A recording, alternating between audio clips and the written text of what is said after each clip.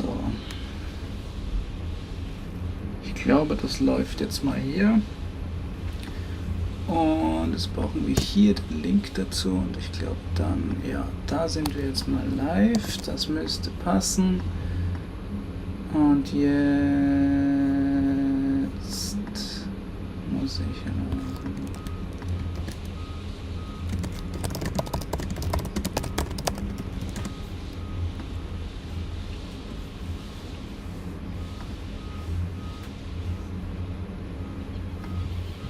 So.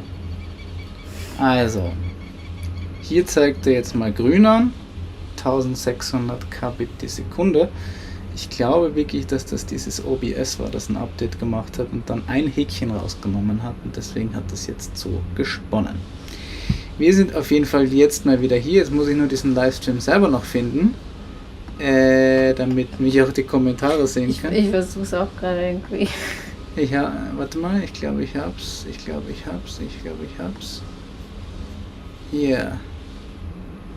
Ja, okay. Das sieht so aus. Also, wir sind hier, aber sonst keiner. Das ist ja schön. Aha, er ist auch auf Privat, das erklärt die Sache. Ach, Sichtbarkeit öffnen. Ach, mein Gott. Mein Gott. So, jetzt ist öffentlich. Was ein Chaos heute. Ja, jetzt. Öffentlich. Jetzt müssen wir nur schauen, dass die Leute uns hier wieder finden. Okay. Wenn sie nicht schon schlafen gegangen sind. Wenn sie nicht schon schlafen gegangen ist, was niemanden hier zu verübeln wäre. Also, wir sind auf jeden Fall hier. Hallo aus Mexiko. Das ist der. Ne, das ist der alte. Was macht denn der hier? Dann hat es die ganze Zeit da irgendwie auf. Gut, sehr schön. Was ein Fail heute. Fast so ein Fail wie die Verschiffung. Fast ein Fail wie die Verschiffung. Ja. Okay, ich poste das hier nur noch in unserem heutigen Video. Ist das da nicht schon gekoppelt? Achso.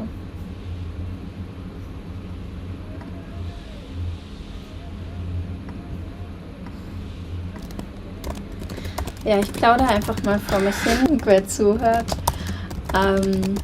Was können wir so berichten? Ja, seit Mexiko ist viel passiert, wie man da gesehen hat. Wir sind viel mit anderen Leuten unterwegs gewesen. So vieles eigentlich ging. Wir waren eigentlich, es ging nicht allein, aber manchmal geht es halt nicht anders, weil die Leute dann andere Routen planen. Okay, die ersten Leute finden uns wieder. Das ist schön. Schön, dass ihr hier seid. Ja. Gut, was kann ich noch erzählen? Nein, also wir waren viel mit anderen unterwegs. Also nochmal, eine herzliche Entschuldigung meinerseits. Ich nehme sämtliche Verantwortung wie immer auf mich. Ja, sollte nicht so sein, aber manchmal ist die Technik nicht ganz unser Freund. Schön, dass ihr uns trotzdem wieder gefunden habt in diesem Livestream Hin und Her Chaos. Jetzt seid ihr hier und jetzt scheint es zu funktionieren. Für mich sieht es auf jeden Fall gut aus. Ich sehe hier grün, 1600 Kilobit die Sekunde, das müsste passen. Jetzt müsst ihr uns nur noch mit dummen Fragen beballern, damit wir mit dumme Antworten klugen Fragen, die wir dumm beantworten können. Genau. Ja. Also, schön, euch alle wieder zu sehen. Warum könnt ihr so gut wiederschneiden? Vielen Dank erstmal für das Kompliment. Ich habe keine Ahnung. Spaß an der Freude, an dem Kram. Früher viel fotografiert, auch neben dem Studium so ein bisschen beruflich. Und selber viele Videos geschaut, einfach immer von anderen Reisenden. Und das war natürlich immer super cool. Und deswegen war das eine Möglichkeit, wie wir so ein bisschen was in diese Community zurückspielen konnten. Ja, und dann einfach viel mit Video beschäftigt und abschauen, nachmachen und viel Zeit damit verbringen. Ja. Warum musstet ihr Yoda und das Motorrad getrennt verschiffen? Das weiß absolut kein normaler Mensch. Wir vermuten entweder Das Fährunternehmen wollte irgendwie mehr Also, Geld machen, ja, obwohl es eigentlich auch nicht stimmt, weil wir haben... von den Regeln vom Fährunternehmen. Also wir wissen, dass es das Fährunternehmen auf einmal, natürlich, wie wir verschifft haben, den allerersten Tag, dass das Motorrad getrennt verschifft werden musste. Das war natürlich Bombenzeitpunkt.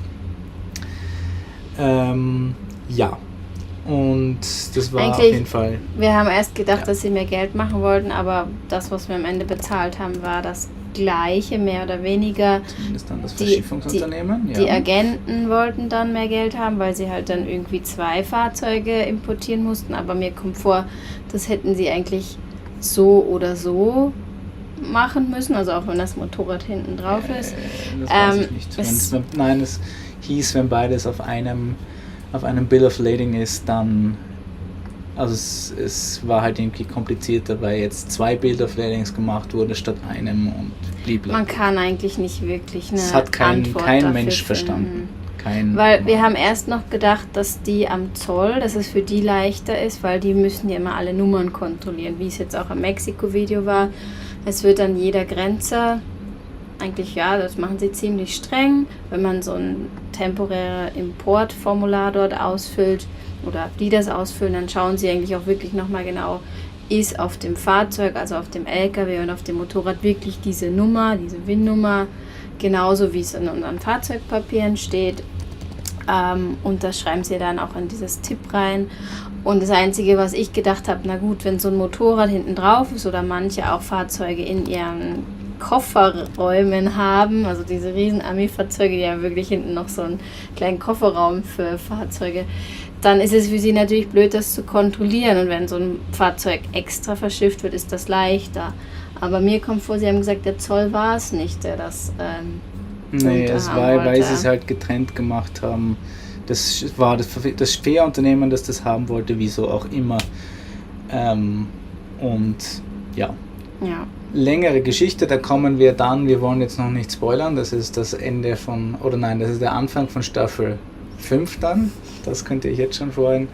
Es war auf jeden Fall komplettes Chaos und wir sind einfach nur froh, dass wir es hinter uns haben. So, ein Wunsch nach Koordinaten, einmal hier die Koordinaten unseres derzeitigen Streaming-Ortes. Von wo in Panama nach Kolumbien habt ihr genau verschifft? Wir haben wir waren in Panama City, von dort wurde das alles geregelt, aber auch die Verschiffung war dann oben an der Nordküste von Colón nach Cartagena. Ja. Du hast jetzt 2 Fragen ausgelassen. Habt ihr schon eine Vorstellung, wie lange ihr noch unterwegs sein werdet? Leider ja. Ja, wir haben jetzt so in den letzten Wochen grob oder mit der Verschiffung mit dem Start in Südamerika gesagt, dass wir möglicherweise, also wir haben ein Date, wir wollen zu Silvester andere Reisende unten in Ushuaia treffen, die wir jetzt in Panama bei der Verschiffung kennengelernt haben. Die haben alle ungefähr den ähnlichen Zeitplan, Ende des Jahres unten zu sein. Und dann müssen wir nach Hause nach Uruguay. Und da haben wir nochmal so 2 Monate eingeplant, sodass wir dann mit dem Frühjahr nach Hause kommen. Also dann, wenn hoffentlich der Winter vorbei ist, zu Hause, haben wir gesagt, ist wieder ein guter Start, nach Hause zu kommen und außerdem auch für uns mit unserem Plan, daheim noch eine Weile im LKW weiterzuleben. Tja. Ist, wie wir jetzt auch festgestellt haben, gar nicht so viel Zeit, um bis Das da ist schon runterzukommen. fürchterlich absehbar, leider. Ich habe schon die Länder in Monate oder Wochen eingeteilt. Gedacht, ja, sind wir wieder am schneller Reisen, als wir jetzt in Mittelamerika gemacht haben. Wir haben uns jetzt in Mittelamerika irgendwie, finde ich, Zeit gelassen oder ich will jetzt nicht sagen vertrödelt, aber dann hatten wir noch Besuch und eben das mit dem Verschiffen hat so viel länger gedauert und jetzt müssen wir irgendwie mal ein bisschen mehr Gas geben. Ja. Wir sind bald in der Schweiz und will mitbringen. Ja, bitte Käse. Wie viel braucht der Steier auf der Reise bis jetzt im Durchschnitt? Wir haben es jetzt länger nicht durchgerechnet, aber 23, 24. Das Gebiet herum. Ja. Also eben auf Straßen, Highways sicher weniger als gerade, also genau, also so Straße, Landstraße und so weiter, da sind wir wahrscheinlich so mit 21, 22 unterwegs. Wenn es dann bergiger wird, braucht es natürlich logischerweise mehr. Oder gerade auch mit den schlechten Straßenverhältnissen in Mittelamerika, wo der Verkehr auch wirklich ein Chaos ist, wird es vielleicht auch mal ein bisschen mehr gewesen sein. Ja. Wird es eine Folge zur Verschiffung geben? Ich glaube nicht, dass es eine extra Folge verdient. Schauen wir mal. Ja, vielleicht so als Zwischenschritt zwischen Staffelabschluss Staffel 4 und Staffelanfang Staffel 5, dass wir uns so eine Folge lang einfach nur auskotzen. Möglich. Ich muss ja sagen, wenn ich unsere Videos sehe, finde sowas halt eigentlich immer gar nicht so spannend, solche Prozesse, auch wenn wir jetzt so an der Grenze oder so filmen, aber da sind ja Geschmäcker verschieden, da könnt ihr auch gerade gerne mal eure Meinung dazu sagen, wie ihr das findet, aber ich bin immer so voll, ja, Drohne und Landschaft und das finde ich immer top und immer wenn so diese Zwischenorganisationssachen kommen, denke ich mir, ach, wollen die Leute doch gar nicht sehen oder bin ich mir immer ein bisschen unschlüssig. Das ist aber, glaube ich, gerade das, was die Leute sehen wollen. Das ist immer so ein bisschen mein Gedanke. Also wir versuchen das immer so ein bisschen zu mischen. Schon eher die Reise, aber auch so ein bisschen an Infos mit einfließen lassen. Aber das mit der Verschiffung als extra Folge so zwischen den Staffeln zu machen, ist, glaube ich, gar keine blöde Idee. Weil das passt ja, ist ja irgendwie so was Extriges und passt nicht wirklich rein. Und ich will ehrlich gesagt nicht Staffel 4 mit so einem Ärgernis aufhören. Und ich will auch nicht Staffel 5 mit so einem Ärgernis anfangen. Genau, das ist ja nicht so schön. Also ist es vielleicht gar keine blöde Idee. Sagt mal, auf dem Bildschirm sieht es noch immer ruckelig aus für mich. Der Stream zeigt mir aber gut an, keine Ahnung. Okay, wurscht. Zu den Temperaturen wird sich die Klima belegen. Ja, ich glaube, ohne wäre ich gestorben. Unterm Strich. Wir sind natürlich auch vom Strom abhängig, weil die Klima frisst halt wie blöder, aber sie hat schon die ein oder andere Nacht gerettet, das muss man wirklich sagen. Also wir haben sie manchmal einfach, wenn es draußen in der Nacht, keine Ahnung, 30 Grad hat, dann vergiss es, dass du da schlafen kannst. Beziehungsweise wenn halt 2 Nächte heiß waren und wir haben schon nicht schlafen können, dann haben wir es uns für die 3. Nacht dann mal gegönnt, wenn wir zum Beispiel wussten, dass wir weiterfahren und die Batterien wieder laden. Ja, also man muss es halt schon immer im Auge haben. Es ist auch manchmal, haben wir uns auch dafür entschieden, tagsüber mal eine Stunde abzukühlen, damit wir nicht komplett Matsch einfach im Kopf werden. So irgendwie. Ja, es ist einfach so, wenn du das wirklich über Wochen und Monate hast, dann nimmst du diese eine Stunde und es ist so ein Segen, diese eine Stunde mal kurz abzukühlen. Vor allem, wir waren echt an wunderschönen Orten und mit wunderschönen Meer und blablabla, das wird dann alles kommen, dranbleiben. Aber dieses Meer war auch zwischendurch einfach so warm, es war auch einfach nicht mehr zum Abkühlen. Also wenn das Meer halt über 30 Grad hat, wird es halt auch nicht wirklich kühler. Ja. Ich weiß, es hört sich jetzt furchtbar an, was wir Probleme haben, viel zu warmes Meer. Nein, ja, aber es gab zart auf die Zeit. Ja. Es stimmt schon, wir haben wirklich nach Möglichkeiten gesucht, uns abzukühlen und sie waren rar. Mal hat man mal im Inland vielleicht irgendeinen Fluss gefunden, aber selbst der Pazifik, und das habe ich mir an der Baja noch nicht vorstellen können, weil da war das Meer sehr kalt, selbst der Pazifik war dann ab El Salvador einfach warm. Ja. Aber um es zusammenzufassen, wir sind sehr froh, die hier hinten zu haben. Wir sind sehr froh, die vorne beim Fahren zu haben. Also auch, dass man beim Fahren ein bisschen kühlen Kopf behält. Es gibt Leute, die sagen, sie finden es beim Fahren gar nicht so schlimm. Sie machen die Fenster auf und gut ist. Und ich habe trotz Klima noch einen Ventilator vorne. Und ich muss sagen, ich mag Wärme und ich bin beim Fahren echt auch immer froh, dass wir die Klimaanlage hatten. Jetzt habe ich noch gerade noch von anderen Reisenden erfahren, keine Ahnung, ob das wirklich eine umsetzbare Möglichkeit ist. Die haben so eine richtige Klimaanlage, wie man in Wohnungen verbaut, die wohl, wenn ich sie richtig verstanden habe, weniger Strom braucht und mehr kühlt. Aber kann ich mir nicht vorstellen. Die braucht halt viel mehr Platz als so eine Reiseklimaanlage. Das kann ich mir nicht vorstellen. Ist das Solar-Setup nicht ausreichend für die Klimaanlage? Doch, tagsüber. Also Wir ziehen ja am Tag so bis zu 1000 Watt und die Klima braucht halt so 600, 700, wenn sie wirklich ballert. Wenn sie richtig, richtig ballert, dann so 800 Watt. Also tagsüber können wir es schon laufen lassen. Aber das halt dann auch nur, wenn wir in der Sonne stehen und nicht unter Bäumen, was halt auch an den Küsten, wo Palmen sind, oft der Fall war, dass einfach die Bäume Schatten gemacht haben. Und was jetzt auch anders war in Mittelamerika, die Tage werden halt kürzer. Also oben im Norden war Strom nie ein Problem, weil die Tage einfach total lang waren. Und seit wir die Klima jetzt die letzten Tage auch nicht mehr durchballern lassen müssen, ist es jetzt auch wieder gerade null Stress mit dem Strom, aber ja. Ja, irgendwann eine Zeit in Mittelamerika mussten wir irgendwie mal auch mehr auf den Strom schauen, weil wir nicht so viel gefahren sind, weil wir oft unter Bäumen gestanden sind, weil die Tage kürzer waren. Also von daher, es ist jetzt nicht so, dass man sie die ganze Zeit laufen lassen konnte. Nee.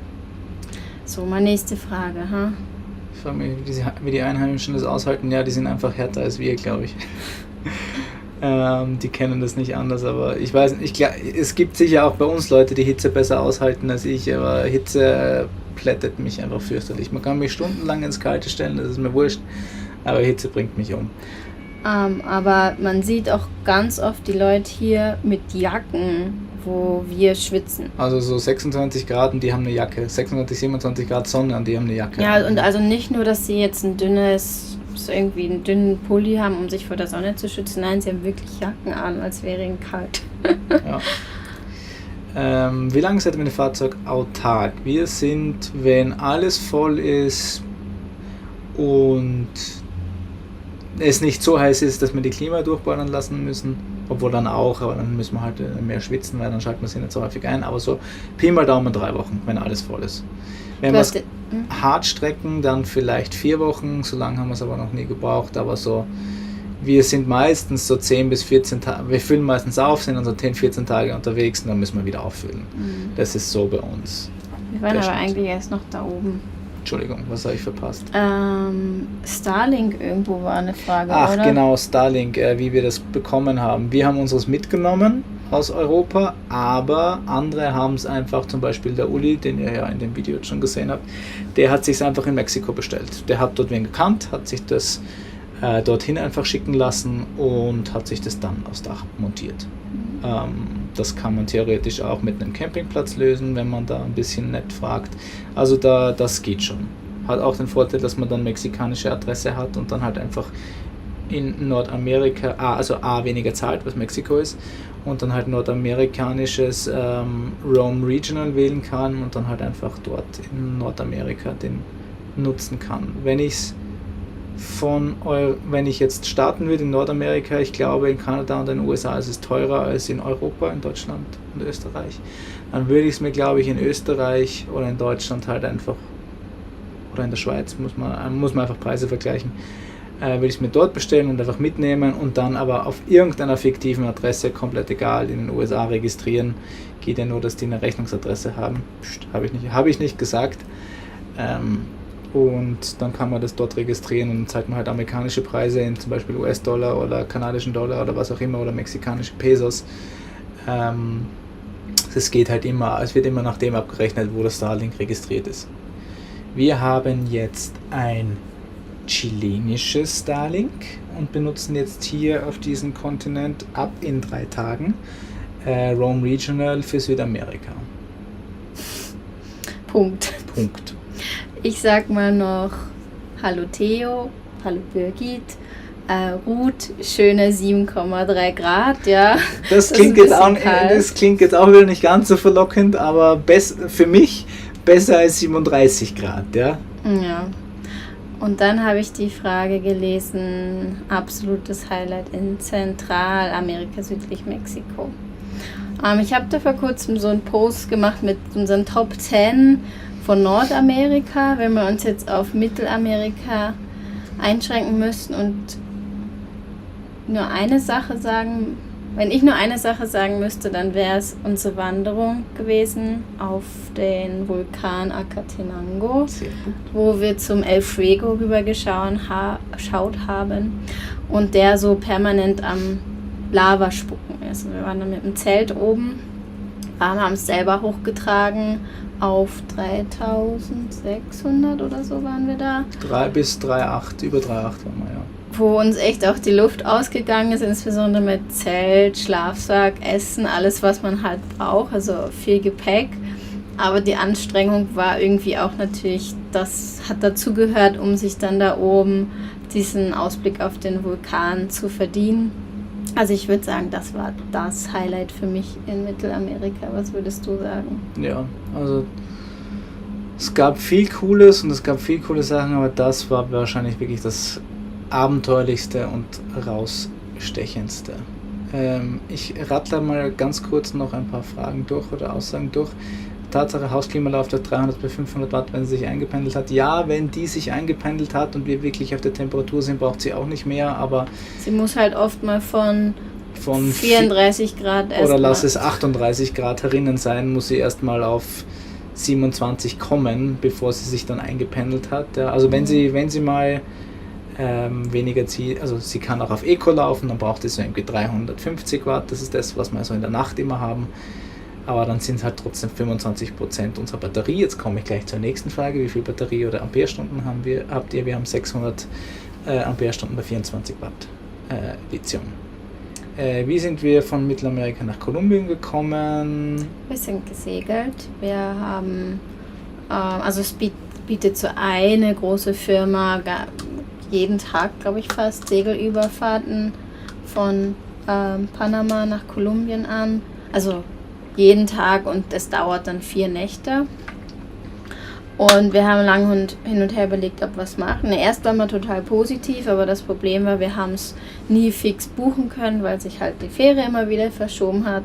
Am Ende haben wir dann auf die wir wollten, auch keinen Platz bekommen. Dann haben sie uns aber angeboten, ihr könnt auf das Boot von gestern, wir bringen euch quasi wie hinterher, ihr zahlt dann weniger. Und dann war es so, ja, aber wir haben gesagt, ach komm, ist ein Abenteuer, wir machen das, statt mir jetzt irgendwie ewig in Panama noch in einem Hotel oder so rumhängen. Und ein Abenteuer it was.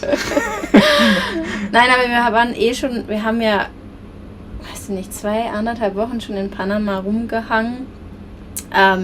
Und ich weiß nicht, ich will jetzt keine Panama-Fans kritisieren, aber in der Stadt und auch in Colón, wo der Hafen war, da gab es halt einfach für uns, nachdem wir so lange Zeit da waren, einfach nicht mehr viel zu sehen oder viel zu machen. Ja, und deswegen eben Segeltörn. Und ich meine, er hatte auch seine guten Seiten. Ja, das ist so. Und jetzt genug des Spoilerns, das Ende von Staffel 4. So, würdet ihr uns raten, das Motorrad mitzunehmen? Ihr kommt nächstes Jahr rüber. Also erstens mal sehr cool, dass ihr rüberkommt. Nutzt es, solange man noch verschiffen kann. Das scheint immer schwerer zu werden. Ob ihr das Motorrad braucht. Ich sag mal so, ich hätte mir gedacht, dass wir es mehr brauchen werden, als wir es jetzt gebraucht haben. Ich würde sagen, ich nehme es nicht. Es hat, finde ich, mehr Ärger gemacht, als es wenn ihr es mitnehmt, und das ist jetzt ein sau wichtiger Punkt, wenn ihr es mitnehmt, lasst es auf die gleiche Person zu, auf die auch das Fahrzeug zugelassen jetzt ist. Jetzt macht keine Empfehlung, die vielleicht auch irgendwo nicht gut enden kann. Gut, also zumindest bis Kolumbien ist die absolute Empfehlung, nehmt einen Besitzer für beide Fahrzeuge. Wir haben es extra getrennt gehabt, weil wir gehört haben, zum Beispiel unsere ursprüngliche Route wollten wir ja eigentlich nach Russland. Und ich habe gehört, man kann in Russland nicht mit 2 Fahrzeugen auf einer Person angemeldet einreisen. Deswegen haben wir das Motorrad auf die Jule zugelassen und ein LKW auf mich. Jetzt war das hier aber so, es gab mal in Costa Rica so ein bisschen nervige Geschichten deswegen, das kommt dann in Staffel 4. Und vor allem jetzt beim Verschiffen hieß es, wäre das Motorrad auf die gleiche Person zugelassen gewesen, hätte beides auf ein Bill of Lading gemacht werden können und dann wäre es billiger gewesen, als wir jetzt verschifft haben. Also, ich kann jetzt nicht sagen, wie es bis ganz unten ist, aber mein momentaner Wissensstand ist, wenn ihr das Motorrad mitnehmt, lasst es auf die gleiche Person zu, auf den auch der LKW läuft. Im Schnitt nochmal zurück, ich glaube, ich habe mir gedacht, dass wir es viel mehr brauchen werden. Wir haben es deutlich weniger gebraucht. Letztendlich gab es keinen Moment, wo es notwendig war. Also wir haben es manchmal runtergenommen, wo wir gesagt haben, es ist irgendwie doch besser, irgendwo außerhalb zu parken und reinzufahren, oder wenn wir gewisse Städte hätten anschauen wollen, hätte es uns vielleicht auch was genutzt, aber wir waren oft so, dass uns vielleicht manche Städte gar nicht so sehr interessiert haben. Oder wir erstaunlicherweise mitten in der Stadt parken konnten, auch jetzt hier in Medellin zum Beispiel. Ja, es sagt sich immer so leicht, solange man es nicht braucht, lasst es daheim. Für uns war es auch immer eine Notfallgeschichte, also wenn wir mal irgendwo im Nirgendwo stecken bleiben oder... Hatten wir ja zum Beispiel, wie man da kurz vorübergehend wegen dem das Druckverlustmysterium in Staffel 3, wer sich erinnert, wie wir da im Yukon auf einmal kurzzeitig liegen geblieben sind, war ich sehr froh, dass ich es dabei gehabt habe, weil hätte ich es nicht gelöst bekommen, hätte ich sonst am nächsten Tag einfach mit dem Motorrad die 100 Kilometer weiterpressen können bis in den nächsten Ort. Das geht mit dem Fahrrad zwar auch, aber halt schwer. Also. Ich weiß nicht, ob wir da jetzt noch gerade irgendwas verpasst haben. Falls wir irgendwas verpasst haben, bitte einfach... Ja, und da nochmal kurz davon Reigele. Das habe ich schon mal behandelt. Aha, okay, dann habe ich das noch nicht mitbekommen. Wir machen das mit Krankenversicherung und Autoversicherung, Pickerl legal. Wir sind noch immer in der Schweiz ganz normal krankenversichert. Wir haben das Auto auch dort versichert. Wir haben bei der Mobiliar eine weltweite Vollkasko für einen LKW, die zwar ein Schweinegeld kostet, aber nachdem das alles ist, was wir haben, wollte ich, dass das Ding einfach versichert ist. Wenn uns da irgendjemand von der Straße schiebt und die Leute hier sind sicher nicht versichert, da kannst davon ausgehen. Oder wenn halt irgendwas ist mit dem Auto, dass das nicht unser gesamtes Hab und Gut weg ist. Ja, deswegen sind wir dort noch versichert. Pickerl ist auf der Reise egal, wenn du zurückkommst nicht. Also Pickerl gibt es ja in der Schweiz so nicht, aber wir haben in der Schweiz 2 Jahre Zeit, ihn dann wieder fortzuführen, und deswegen sind wir extra, auch wenn wir ihn im November zugelassen haben, da haben wir unser erstes Pickerl in der Schweiz bekommen. Unsere Zulassung haben wir ihn im April nochmal neu abnehmen lassen, wo sich nichts geändert hat, aber ab dem Zeitpunkt, wo man ihn abnehmen lässt, gelten 2 Jahre, bis man ihn wieder vorführen muss. Das heißt, wir haben jetzt bis April 2024, wo wir ihn wieder hinstellen müssen zum MFK zur Überprüfung, und das müsste sich laut unserer momentanen Rechnung ausgehen. Wenn nicht irgendwie unser Schiff plötzlich irgendwo anders hinfährt, dann müsste man mit April wieder in der Schweiz sein, sodass man halt schnell einen MFK-Termin organisieren kann und ihn dort vorführen. Weißt du, was da gemeint ist? Und das Auto Mittelamerika, Kolumbien kosten einfach für den Import oder für die Grenzen? Schreib nochmal rein, Gant, was du da meinst, check ich gerade. Oder warte mal, war das weiter oben? Nö, check ich gerade nicht. Schreib nochmal rein, was du meinst. Wie meinst du, es wird immer schwerer zu verstehen? Wir wollen in 2 Jahren über. Ja, es wird schon. Es ist nicht so, dass es nicht geht, aber wir hören halt irgendwie, dass es. Also, es ist. Ich habe in meinem Explorer irgendwann mal so einen Artikel gelesen. 2019 ist ja irgendein Schiff abgebrannt wegen irgendeinem Lithiumauto. Und danach wurde das massiv verschärft, und gibt jetzt immer strengere Regeln beim Verschiffen, auch was die Lithium-Akkus betrifft. Und Bekannte von uns verschiffen wir jetzt gerade wieder nach Hause von Florida, glaube ich. Und da wollte das Fährunternehmen von denen mal direkt eine Verzichtserklärung haben, wenn irgendwas mit dem Fahrzeug ist, dass sie keine rechtlichen Ansprüche stellen dürfen. Das heißt, wenn irgendjemand die Bude ausräumt, wenn das Schiff abbrennt oder sonst irgendwas, dass sie keine rechtlichen Ansprüche auf gar nichts haben. Das haben sie jetzt mal nicht unterschrieben. Ich habe vorgestern mit ihm telefoniert. Ich bin gespannt, wie das jetzt weitergeht. Aber dazu weiß ich jetzt auch nicht mehr. Also es scheint, und die machen das schon lange, die waren jetzt 7 Jahre unterwegs, und meint, vor 5, 6, 7 Jahren war das null Stress, irgendwas zu verschiffen, komplett wurscht. Und jetzt ist es einfach, wird es immer mehr zu Terror. Also, ja. Ja, wir wollen jetzt keine Angst machen oder so. Ich meine, keine Angst schüren. Für uns war damals zumindest die Nordamerika-Verschiffung war gut organisiert, war auch alles glatt gelaufen und lief gut. War zwar teuer, aber lief gut. Nur das jetzt hier war absoluter Terror. Aber ich glaube, das war auch mehr. Und zum Beispiel haben wir früher, aber mal mehr von Einbrüchen und Zerstörungen gerade auf der Südamerika-Europa-Route gehört, wo wir jetzt gehört haben, dass das zumindest nach Corona besser geworden ist, dass die Autos zumindest unbeschädigt geworden sind. Zumindest auf der Montevideo-Route. So, und weil wir hier eine Frage vergessen haben, müssen wir da auf jeden Fall hoch. Du hattest doch aber gesagt, du hast die beantwortet, oder? Ja. Da. Die vorne Schiffen. Nun haben uns eigentlich das. Entschuldigung, doch, das habe ich, mein Fehler, Entschuldigung. Reigele hat gefragt, meine Frau und ich wollen unseren Truck verschiffen, nun haben uns einige Leute erzählt, dass sie mehrere Jahre dort mit dem eigenen Fahrzeug erzählt. Geht das? Ja, geht grundsätzlich schon, haben wir auch von Leuten gehört, die das gemacht haben.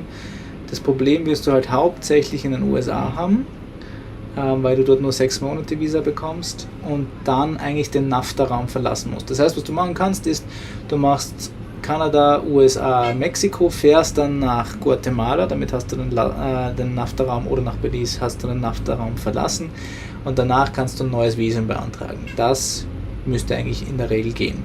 Was aber viele Leute auch machen und was wir auch schon von Leuten gehört haben, die das jahrelang so gemacht haben, ist einfach nach Mexiko raus und wieder rein. Aber das ist dann halt immer so ein bisschen frei nach Grenzbeamter. Der kann dir halt einfach an der Grenze sagen, nö, du kommst nicht mehr rein. Und hat damit auch recht, weil dann ein Visum hast du ja schon aufgebracht. Oder er ist nett und knallt dir einen neuen 6-Monate-Stempel rein und du kannst halt wieder 6 Monate bleiben. Das ist so ein bisschen Hit or Miss.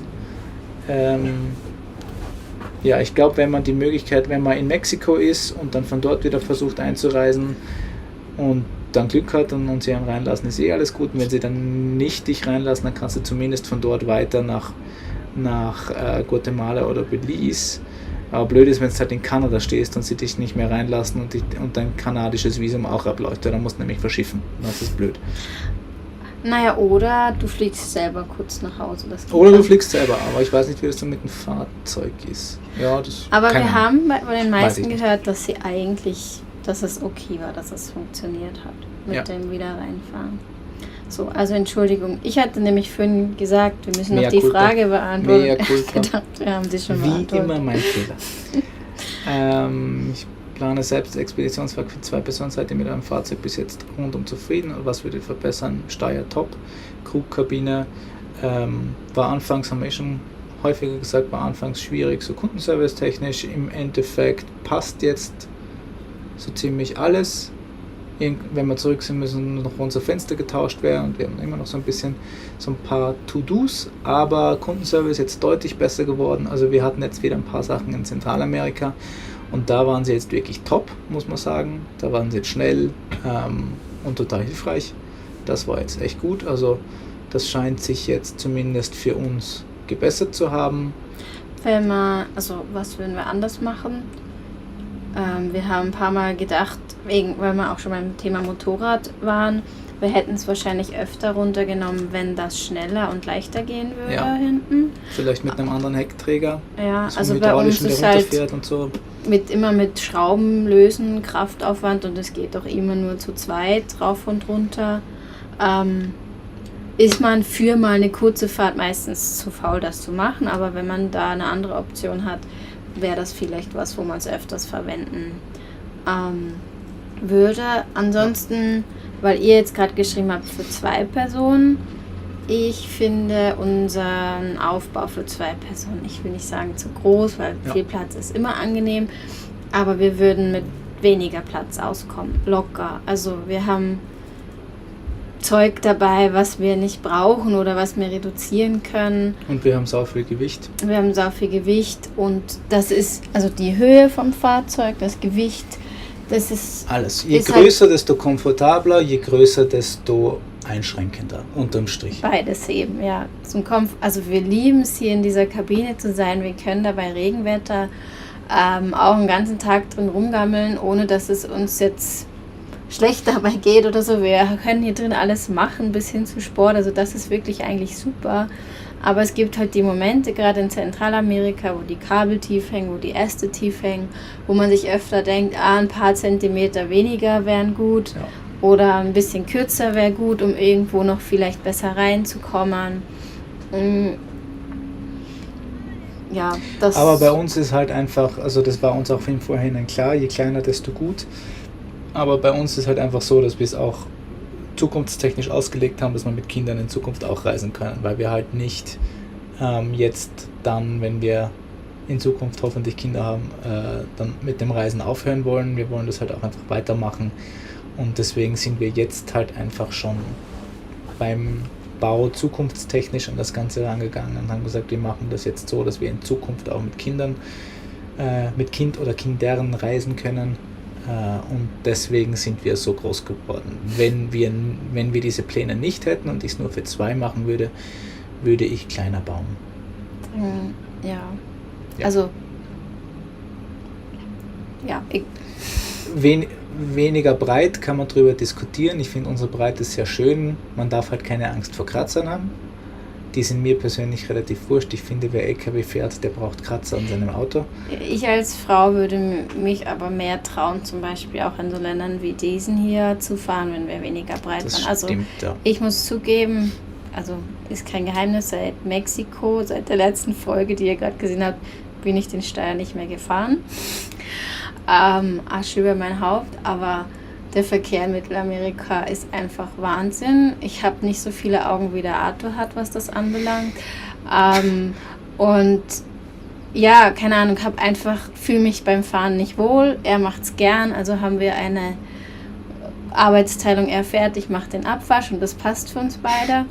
Ich weiß halt einfach, wenn man jetzt sagt, einem ist das wichtig zum Beispiel, dass man fährt und man hat trotzdem vielleicht die Angst, dann würde ich sagen, ja okay, dann ist halt der LKW nicht die richtige Wahl.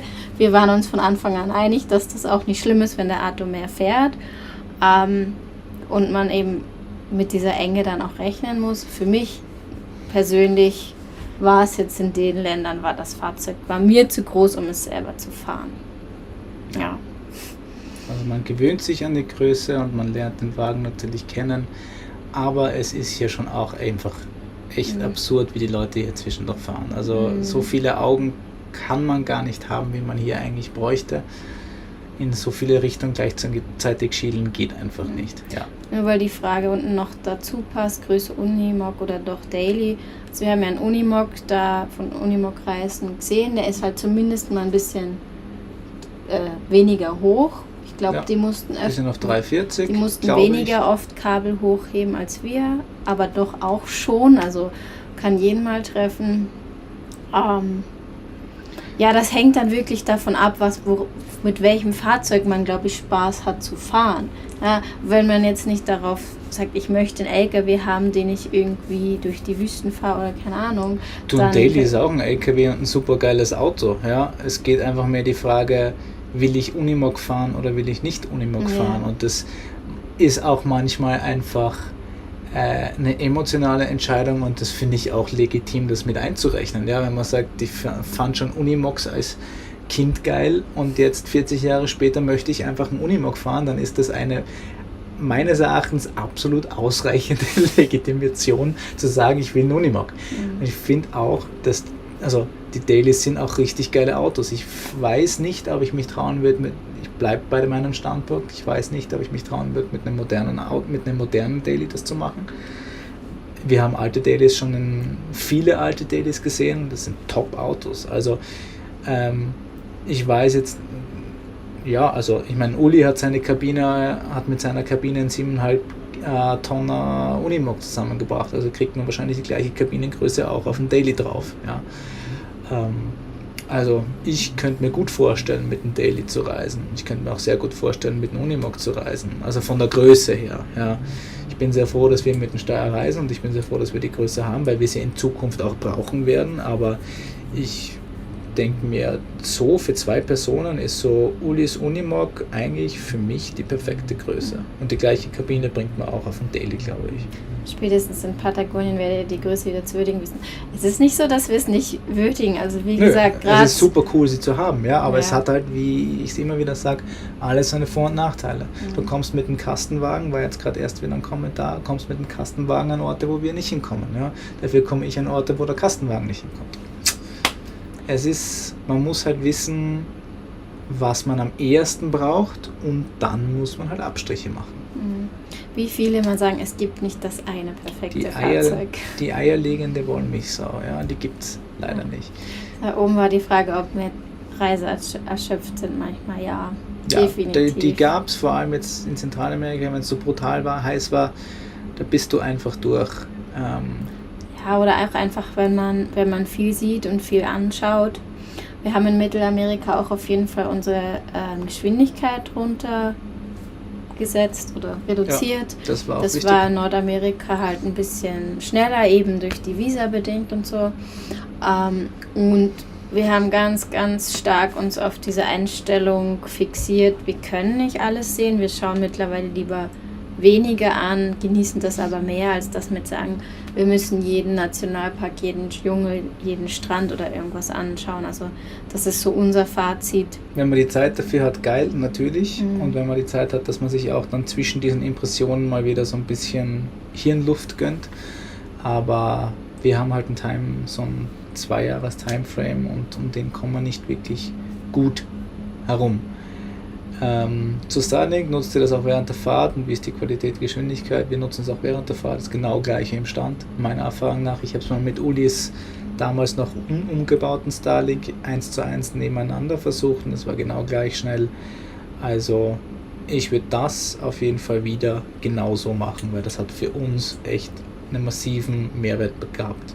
Wir haben seit wir das auf dem Dach haben keine SIM-Karten mehr gebraucht. Wenn du in der Stadt unterwegs bist, hast du überall ein WLAN und wenn du nicht in der Stadt unterwegs bist, A, brauchst du es nicht immer, braucht nicht immer ein Internet und B, wenn du halt nicht in der Stadt bist und kein Internet hast, dann hast du es beim Auto. Ja, was willst du noch mehr? Ja. Was glaubt ihr, warum die Verschiffung immer schwieriger wird? Vielleicht 2 Vermutungen. Die Nachfrage steigt vielleicht jetzt wieder, also gerade nach Corona, wo keiner verschifft hat, dass sehr viele Privatpersonen einfach mehr verschiffen und dass vielleicht in letzter Zeit ein paar eben Unfälle passiert sind, hat ja auch gerade einer geschrieben, wo die Schäden einfach bei so einer Fähre so groß sind. Wenn so ein Teil halt mal abbrennt. Ich weiß nicht, wie so ein Schiff versichert ist und ob die Versicherungen das dann alles zahlen oder so oder eben ob es da gar keine gibt oder das heißt, das sind die einzigen beiden Sachen. Wenn sowas abbrennt, dann wird es auf jeden Fall verdammt teuer. Ja. Und weil das passiert und weil halt mehr Risiken dazukommen und weil sich halt alle abputzen wollen und wahrscheinlich auch, weil das Verschiffen von so einem Reisefahrzeug für die nicht wirklich sonderlich lukrativ ist, weil die eigentlich mehr Kohle bekommen, wenn sie halt auf dem gleichen Platz einfach einen LKW parken, ja, weil der halt mehr geladen hat oder weil sie halt einen Container raufstellen oder schieß mich tot. Die haben halt nicht wirklich Interesse daran, Wohnwegen und was auch immer zu verschiffen. Verständlich, weil sie halt einfach weniger Kohle damit machen. Deswegen ist es ihnen eigentlich relativ wurscht. Ja, wie läuft es mit dem Spanisch lernen? Hablamos solo un poquito español. Der Standardsatz. Der Standardspruch. Es geht so mit Hand und Fuß kommunizieren, sie verstehen mich meistens, ich verstehe meistens, was sie wollen, aber... Der Arthur ist ziemlich gut. Ich weiß nicht, er hat ein Sprachtalent. Vor mir stehen die Leute und reden irgendwas und ich verstehe nicht ein Wort und irgendwie er versteht zumindest immer, was sie von ihm wollen. Ja, also meistens einen Kontext verstehe meistens. Ja, und ich meine, zum Glück fragen sie immer das Gleiche. Ja. Und dann stammel ich meistens irgendeine Antwort und sie verstehen mich meistens. Also es geht, ja. Wie ist das mit der Stellplatzübernachtung? Ob wir ein ungutes Gefühl haben? Hatten wir jemals ein ungutes Gefühl? Ich meine, der Arthur hat immer ein bisschen mehr seine Antennen auf irgendwie als ich. Ich suche die Stellplätze eigentlich fast zu 100% raus über die iOverlander-App.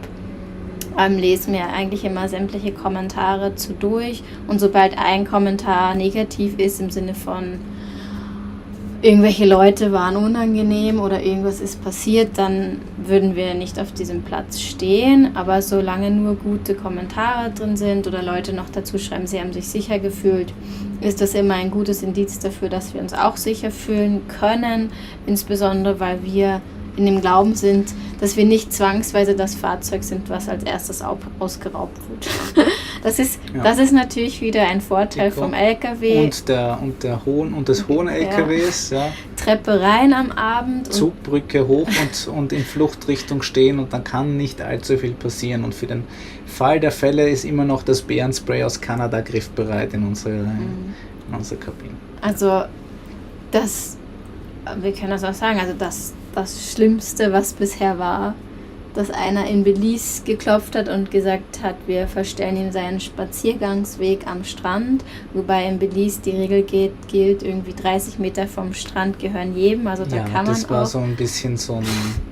Den hat auch dort offensichtlich niemand mögen und das war so ein bisschen so ein... Der hat halt ein bisschen geschimpft, aber das war auch alles. Ja. Und einmal in Nicaragua hat die Polizei geklopft, eigentlich sehr nett, und hat gesagt, ob alles passt und die Telefonnummer gegeben und ein bisschen geredet, und am Ende haben sie dann gesagt, ja, sie hätten jetzt gern noch Tankgeld von uns, und wir haben dann halt einfach $5 gegeben und gesagt, okay, das zahlen wir jetzt da halt für den Stellplatz, bevor sie uns irgendwie dumm kommen. Aber das war es war ja überhaupt nichts Kritisches oder so, aber diese 2 Erfahrungen haben wir mal an Stellplätzen gemacht, dass irgendwie wer da war. Und das in Alaska, wo der eine da am See irgendwie so um 5:30 in der Früh auf einmal begonnen hat, da herumzuballern. Und aber das hatte auch nichts das mit war uns einfach eine zu weirde tun. Situation.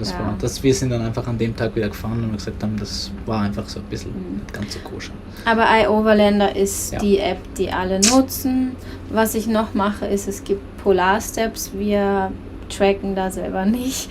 Da bin ich ehrlich gesagt einfach nur Nutznießer von denen, die dort ihre Eintragungen machen und vor uns reisen. Und dann schaue ich halt ganz oft, wo die gestanden sind. Schaue es mir noch vielleicht in irgendeinem Street View Satellit oder so an. Um auch immer zu sehen, dass wir halt mit der dicken Kiste hinkommen. Aber wir hatten eigentlich sehr selten Probleme. Ja. Was macht ihr im April, wenn ihr zurück seid? Weiterreisen oder sesshaft werden? Weder noch. Erstmal Geld verdienen, weil wenn wir zurück sind, werden die Kassen ziemlich leer sein. Was natürlich so geplant war, und wir haben auch noch eine kleine Sicherheitsreserve dann und so weiter, dass nichts passieren kann, aber dann ist eigentlich die Kasse leer und die muss dann wieder aufgefüllt werden. Wir wollen das auch einfach so machen, dass wir weiter im LKW bleiben, einfach, weil es geil ist, wenn du in der Schweiz keine Miete zahlst und die dir zusätzlich sparen kannst. Darum wollen wir halt weiter einfach aus dem LKW leben, haben wir ja auch schon vor der Reise gemacht, ein halbes Jahr, dass wir im LKW gelebt haben und einfach beide Vollzeit gearbeitet haben. Das war zwar ein bisschen anstrengend, aber ja, lukrativ halt einfach. Und dann heißt es halt einfach mal wieder Kassen füllen, und in Zukunft ist dann halt einfach geplant, in den Osten zu starten. Gott sei Dank dann ohne Fähre. Ja, oder auch mal diese Südroute Marokko machen. Oder wir waren auch schon mal in Norwegen. Das ist auch, glaube ich, ein Reiseziel, da kann man gar nicht oft genug hinfahren. Viele machen ja auch Island.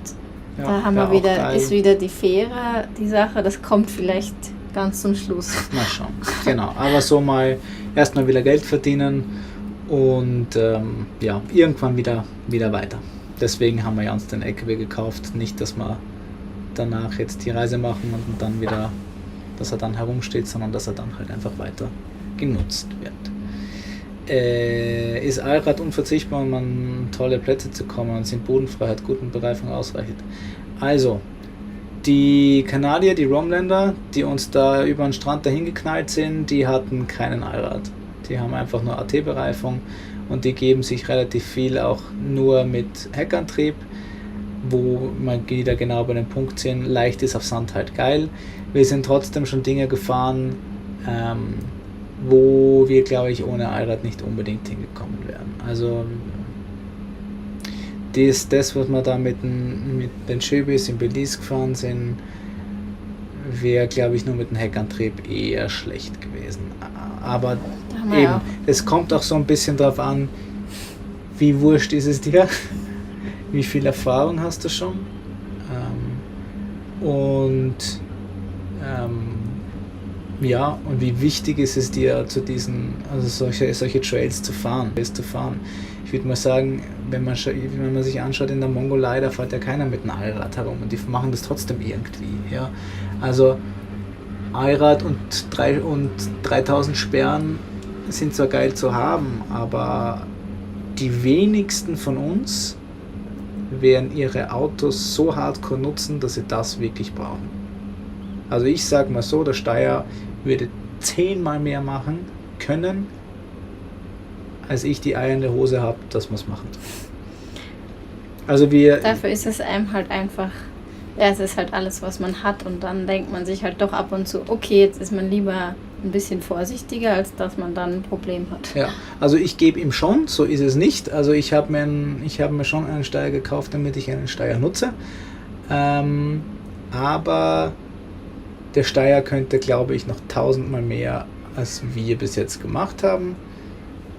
Das ist für mich auch okay. Ich muss jetzt die Bude nicht sofort zusammenreißen. Ich will damit auch 2 Jahre durchreisen und der muss auch bis unten halten und dann ohne größere Schäden, weil ich will nicht wieder stehen. Aber es ist halt natürlich was anderes, wenn man sagt, man macht so Europatouren und wenn man dann dort die Kiste zusammenreißt, ist es nicht so eine Tragik, wie wenn man sagt, man hat sein ganzes Hab und Gut auf einmal auf einem anderen Kontinent stehen. Aber da muss man halt einfach selber für sich herausfinden, was man braucht. Ich glaube, es ist verdammt viel mit guten Reifen und einer angetriebenen Achse möglich ist. Mir wäre da auch die Bodenfreiheit lieber. Ich bin sehr froh, dass wir ein Allrad haben und die Sperren. Und ich gebe dem Steier schon auch. Also ich nutze den Steier schon. Ja. Und ich bin froh, dass wir einen Steier haben, den man auch so nutzen kann.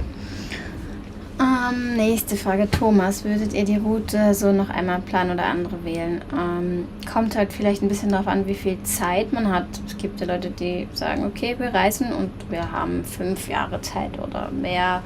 An und für sich, ja.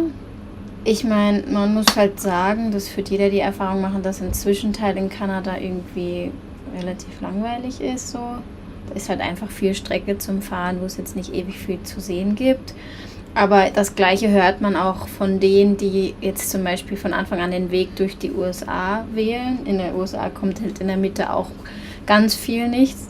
Ich weiß nicht, wer es war, aber haben uns irgendwelche erzählt, dass es da auch sehr deprimierend sein kann, weil man niemanden trifft und nicht viel sieht. Also, und dann hat man auch wieder diese Visumprobleme. Deswegen haben wir gesagt, so lange wie möglich in Kanada bleiben. Fast alles in Kanada machen, dann in Alaska einreisen und das Visum starten. Ja.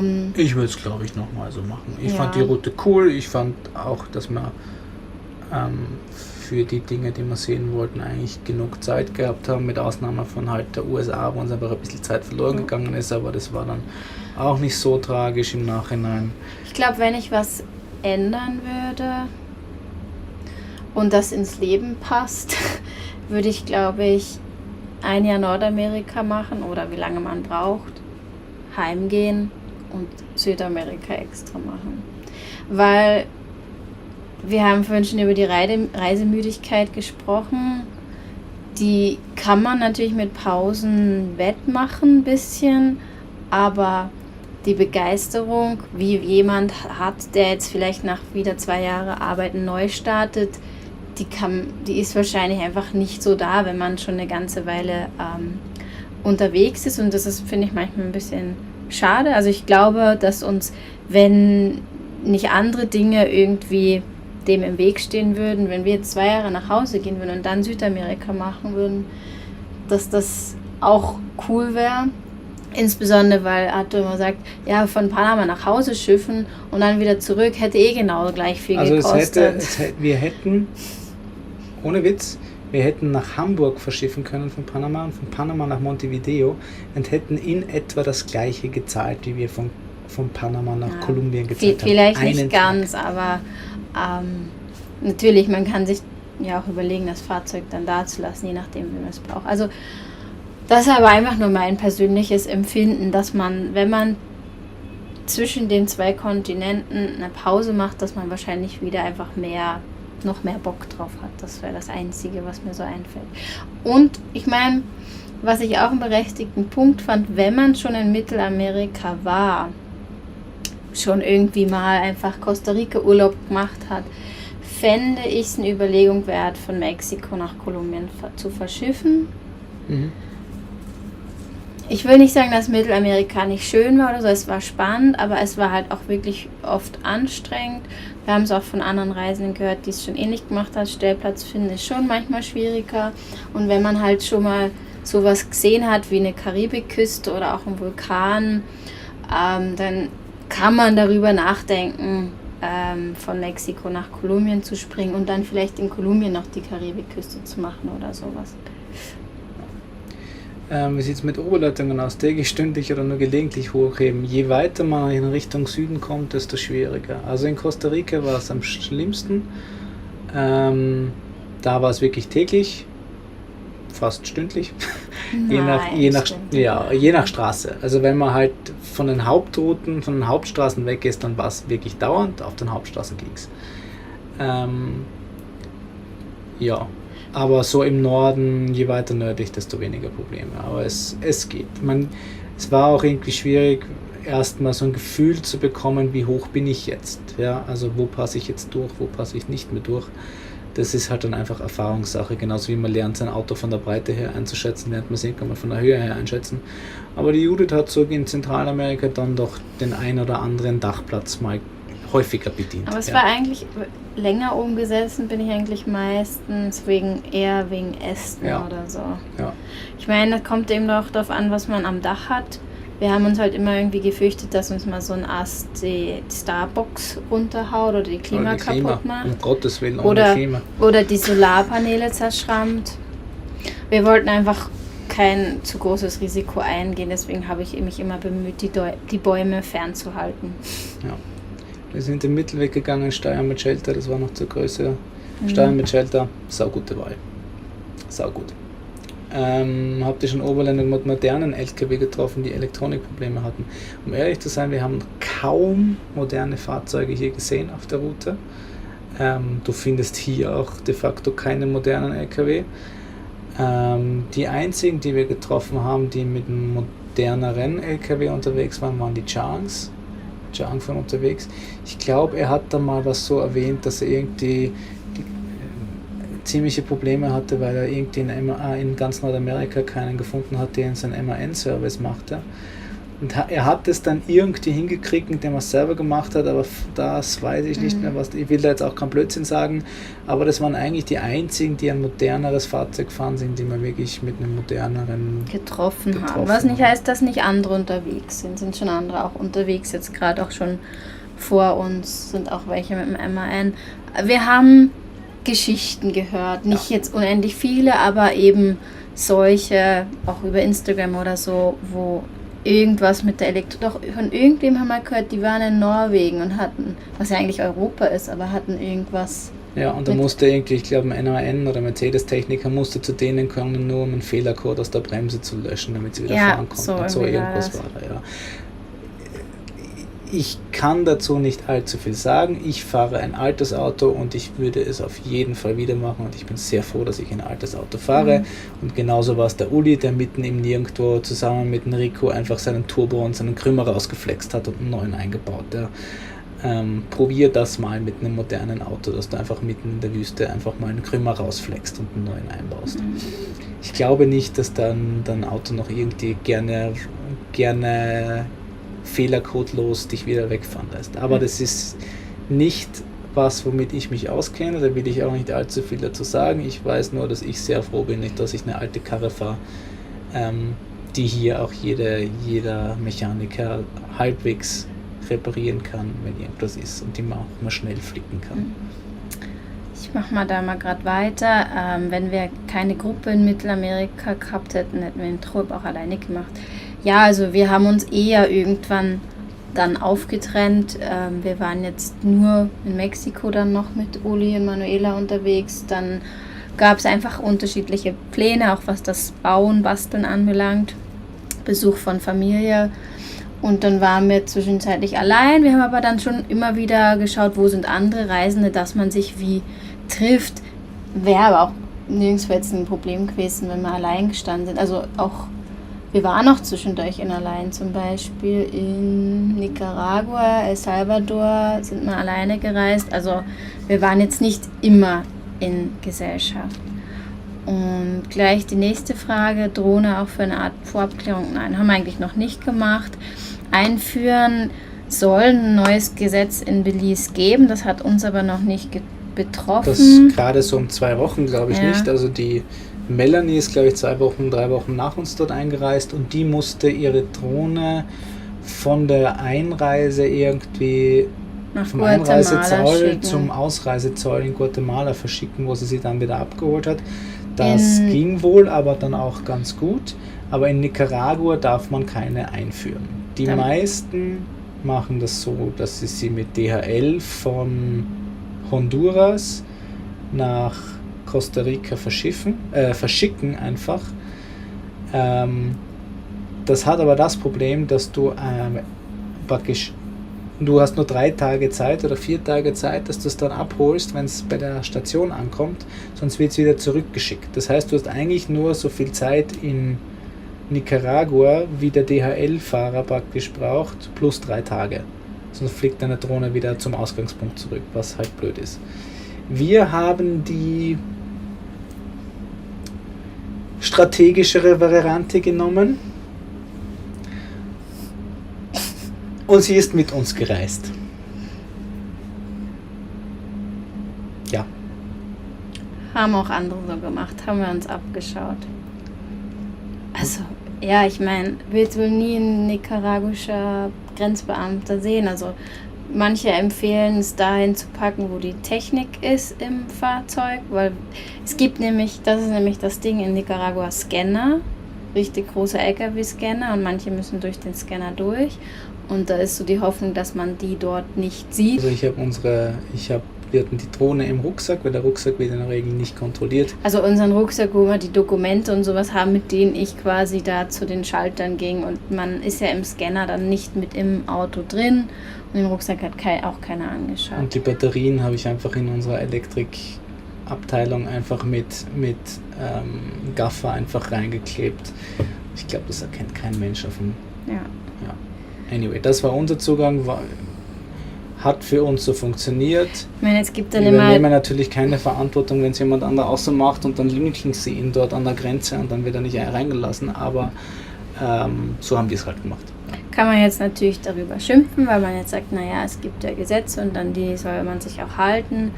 Wir sehen auch ein, wenn ein Land nicht möchte, dass da Drohnen geflogen werden. Ja, das mag ja die Gründe haben. Und dann mache ich es auch nicht, ja, aber weil dann später die Frage kam, ob wir schon mal irgendwie... Aber dass ich meinen Besitz nicht besitzen darf, sozusagen. Also Sie können mir ja sagen, ich darf sie nicht fliegen und das finde ich legitim und dann mache ich das auch nicht. Aber irgendwo kam dann, glaube ich, noch die Frage, weiß ich nicht, ob wir schon mal irgendwelche, wie das mit der Drohne ist, ob wir da schon Probleme hatten. Ja, ich glaube, das war ja die Frage. Das. Aber man muss auch sagen, ich habe mir auch in Kanada die Zulassung geholt im Vorhinein und das war echt nicht so einfach. Also Kanada sind die ziemlich Banane, was das betrifft. Es war echt keine leichte Sache, diese Erlaubnis zu bekommen. Im Gegensatz zu Europa brauchst du es ja nur registrieren, dich so ein bisschen durchklicken, so ja, pro forma so einen Test machen, aber in Kanada war das ein richtiger, ja. Und USA war auch ein Test, aber der war einfach. Der war auch verhältnismäßig easy, das war so in etwa wie Europa. Aber Kanada war krass. Mexiko gab es eine Registrierung, glaube ich, wenn ich es noch richtig im Kopf habe. Die haben wir gemacht. Und ja.